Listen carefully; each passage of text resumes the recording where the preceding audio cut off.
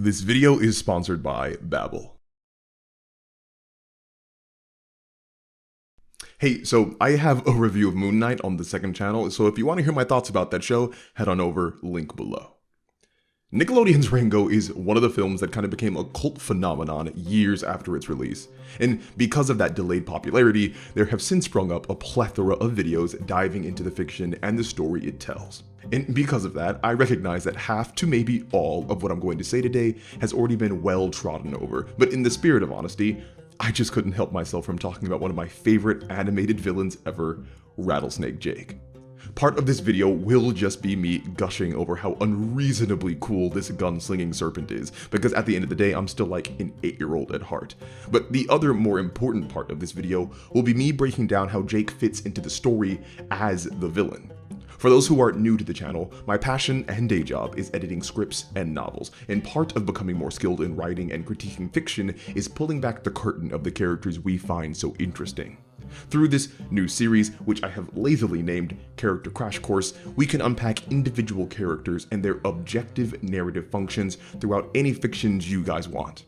Now, for Rango, Rattlesnake Jake may just appear as a gigantic, over-the-top, mustachioed bad guy who inserts action and tension, but when you get down into the nitty-gritty, there are some pretty cool objective plot and narrative needs that he fulfills. Hopefully today, we can break some of those down so that we all might become better writers and consumers of fiction. But before we do get to that, I do want to mention today's sponsor, Babbel. Summertime is finally here and COVID is finally starting to take a back seat in our lives, and that means this is the first summer in years where we all might get to actually travel and see the world after being locked down for months on end. And if you do want to travel to other countries, you probably need to learn their language, and Babbel is a fantastic resource. Babbel teaches real-world practical conversations through short, 10-minute interactive lessons that are designed by real language instructors, not machines. You can learn through lessons, podcasts, games, and videos, whichever fits your preference. And I'm probably heading to Italy myself this summer, and I'm definitely using Babbel to not be that helpless American over there. Parlo d'italiano un po', ma bisogno più pratica. And because I like to hook you guys up, there is not only a 20-day money-back guarantee, but if you use my link, you will get 65% off your purchase. All the info and links will be down in the description below, so make sure to check it out. If you've been putting off learning a language, maybe now is the perfect time to dive on in. Now, getting back to Rango, the first thing we have to talk about is Jake's introductory scene and why it works so well. More than any other single section in the movie, this is when he makes his biggest imprint on both we, the viewers, and the story itself. And the reason it comes off so well is because it's such a nuanced interaction. What I mean by that is Jake is introduced as a terrifying, dangerous bandit, but he also kind of has the moral high ground. Up until this point, Rango has been lying to all the townsfolk about his identity. He became sheriff by saying he killed the Jenkins brothers with one bullet and stumbled his way into adulation by accidentally killing the hawk that was menacing town. Even though he's very clearly a good guy who only wants to help people, we of the audience know that everything he has done is based on lies and deception. It's part of what makes the movie so cool. Our hero is arguably just as deceitful as the villains. So when Jake comes in, everything is thrown on its head. In typical villain introductions, the villainous nature of the character is unambiguous and purposefully so. The narrative wants you to understand that this is the bad guy, these are his immoral qualities, and this is the reason you should root against him. It's the narrative opposite of save the cat moment, where a hero proves their good nature by doing a good act. Traditional narrative roles like this are very black and white. But Rattlesnake Jake's villainous introduction does not fit so cleanly. On one hand, he is hyper-threatening and seems to be chomping at the bit to commit violence, but on the other hand, he is uncovering the lies that Rango has used to get ahead.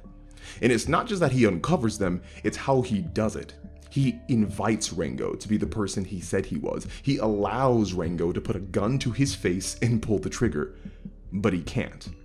The incredible nuance of this scene is that threats like Jake were the very things that the townsfolk depended on Rango to protect them from. But it's Jake that ends up revealing that Rango should have never been in that position in the first place. It's almost as if Jake is protecting the townsfolk from Rango. All you've done is lie to these good people. You ain't nothing but a fake and a coward. Almost none of Jake's dialogue is inherently villainous either. It's all about outing Rango as a fraud. In fact, he almost seems personally insulted that Rango would even think to make himself seem like a hero. Listen close, you pathetic fraud. This is my town. If I ever see you again, I will take your soul straight down to hell. The scene feels so grim because Rango's identity as the sheriff is synonymous with the townspeople's hope. Believe in me. Believe in that there sign. For as long as it hangs there, we got hope. As soon as he is ousted, they then lose their hope. Jake doesn't have to do anything evil to destroy the hearts of the townsfolk because the revelation of Rango's deceit does it for him, and that is what makes his villainy super cool. The scene is also jarring for us watchers because we were starting to believe that maybe Rango was becoming the person he was pretending to be. Careful, Mr. Rango. You seem to forget you're just one little lizard. You seem to forget. I'm the law around these parts. There are moments when he genuinely seems like the powerful sheriff who will root out wrongdoing. But Jake makes that all go away. And Jake's introduction into the narrative is slated at a very specific intentional time. It occurs at the end of the second act, and that is important because it aligns with traditional narrative structure. Generally, the end of the second act is when you want your character to be at their lowest point. This creates the most tension for them heading into the climax or third act, and forces them to make their greatest transformation in order to overcome the conflict. Think of the tried and true boy meets girl, boy loses girl, boy gets girl back storyline. The boy loses girl is the end of the second act plot event that sees him at his lowest. In the case of Rango, it's Rango gets confidence, Rango loses confidence, Rango gets confidence back. This same writing structure is why the middle entries in trilogies almost always end in such a dark place. The lower the characters are, the more impressive their overcoming of the conflict in the finale is. Here, Jake acts as the catalyst to lower Rango and push him to ultimately abandon deceit and discover his true courage and identity. But Jake as a character exists outside of this singular narrative function. And to justify his continued inclusion in the story, the narrative had to develop his character through action. The next time we see Jake, he is with the mayor during his negotiation for Beans' land. Of course, the negotiations go wrong, but that is when we see another aspect of Jake's character. He is far more violent than the other villains, to the point where they are visibly shocked. But the line that stands as the most informative to his personality and role in the story is this. Now hold on, Jake. There's no need. Let me do my job. You brought me in, now we're gonna play this thing out to the end. Sign the damn paper, woman. The mayor tries to reel in Jake, but the bandit is having none of it. He sees the task as his job, and he will do whatever it takes to see it complete. This puts Jake in a position where he is basically a force of nature character. What do I mean by this? Well, force of nature characters are generally comprised of two aspects. The first is that the character embodies a power that is beyond the typical scope of other characters. Secondly, and probably most important, a force of nature character cannot be controlled or reasoned with. In the best case scenario, they can only be aimed so their destruction hits a specific target. Usually, force of nature characters are depicted as supernatural, as distinctly above the rest of the cast, or basically legendarily mythical. For some well-known examples, you can think of Naruto in his early Kyuubi form, or the Night King, or even Aang in his Avatar state. This mythical, supernatural status is cultivated in Rattlesnake Jake both by his dialogue and the dialogue of those who talk about him. Call in Rattlesnake Jake. Jake's the Grim Reaper. He never leaves without taking a blooming soul. Go to hell. Where do you think I come from? Look into my eyes. Honestly, the closest mainstream comparison for Jake is probably Combustion Man. While not necessarily supernatural, he definitely has an ability that is beyond the scope of all the other characters. This is crazy! How can we beat a guy who blows things up with his mind? We can't! And as a force of nature, he cannot be reasoned with, only pointed in a direction. Just like Jake, his employer seeks to control him at a certain point, but it's completely useless. The mission is off. I'm ordering you to stop. Oh! What this character archetype does for Jake is elevate him into a greater position of threat for the climax. Now, when Rengo returns, he is not just facing off against a gun for hire, he is confronting and overcoming a nearly otherworldly enemy. For you keen-eyed writers out there, this is the exact same principle as lowering Rengo at the end of the second act, just inverted. By elevating Jake just before the confrontation, the tension and conflict becomes that much greater. And that brings us to our next character aspect of Jake, and it's a tricky one. Now, even though everything I've said so far has Jake as the main antagonist for Rengo to overcome, he is not. Rattlesnake Jake is the sub-antagonist. This is a writing concept that I talk about in my Rise of Skywalker video, but we can definitely go over it again here. The antagonist of a story is whoever is presenting the conflict that stands in the way of the main characters achieving their goal. The main antagonist of Rengo is the mayor. He is the corrupt head of the town that is manipulating all the citizens for his own personal gain. As soon as he would be removed, so too would the conflict of the narrative. Rattlesnake Jake is the mayor's sub-antagonist. A sub-antagonist is a character brought in by the main antagonist to directly oppose the protagonist. Now, I recognize that's a lot of ists, but things get more simple when you think about it on a wider scale. In many adventure/action stories, overcoming the main antagonist is saved for the climax of the narrative in the third act. However, the characters still need obstacles to overcome before then. Think of Maul and Dooku and Grievous all falling before we get to Sidious. Sub-antagonists present struggles for the main characters to overcome and grow from, so that when they finally do face the main antagonist, they are adequately prepared to succeed. However, there is a caveat, and that is where things get tricky and impressive for Rengo. Generally, the antagonist of a story stands as the ideological or moral opposite of the protagonist. This is done so that whatever conflict the antagonist presents in the story relates directly to the protagonist's personal struggle. Joker is the opposite of Batman, Ozai is the opposite of Aang, Voldemort is the opposite of Harry.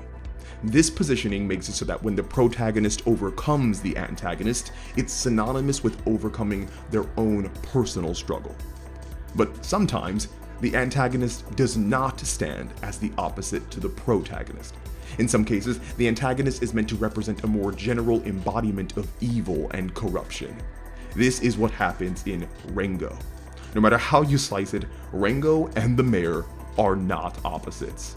Sure, one is good and one is bad, but that has nothing to do with personal struggle. Rengo's struggle from the beginning is his identity and his courage.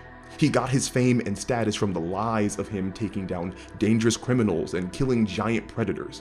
Rengo overcoming the mayor would have not directly contributed to this struggle.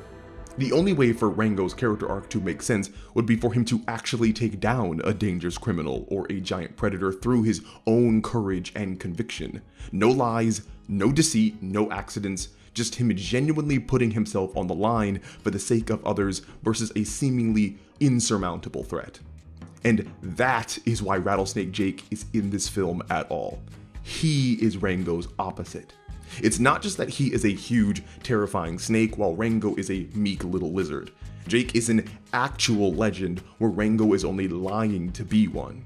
I don't have proof, but I'm certain that the writing team realized that they would need a sub-antagonist to fulfill Rengo's character transformation. He becomes a fully actualized character in the climax when he truthfully embodies the persona that he always pretended to have. Not to mention that the mayor gets defeated by complete happenstance. But that actually doesn't really matter. Because Rengo had agency in defeating Jake through his own power, the mayor being beaten with luck doesn't feel bad, especially since Jake presented higher conflict than the mayor anyway. And lastly, Jake also functions on a narrative level so the main antagonist can be harshly punished without the hero getting his hands dirty. This is a very common trope in fiction where if the villain were not punished, the narrative would feel like it had a lack of closure. However, the morally righteous protagonist cannot enact this punishment or the entire basis of their character would be undercut. To get around this, typically the villain either brings about their own punishment through an accident, or another more morally dubious character enacts the punishment.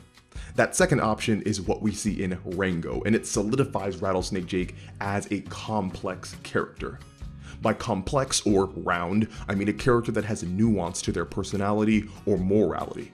If a character is always angry or happy or vengeful, then that would be a flat or simple character. But the end of Rango shows us that Rattlesnake Jake isn't just a mindless, bloodthirsty killer. He has the capacity for respect and restraint. I tip my hat to one legend to another.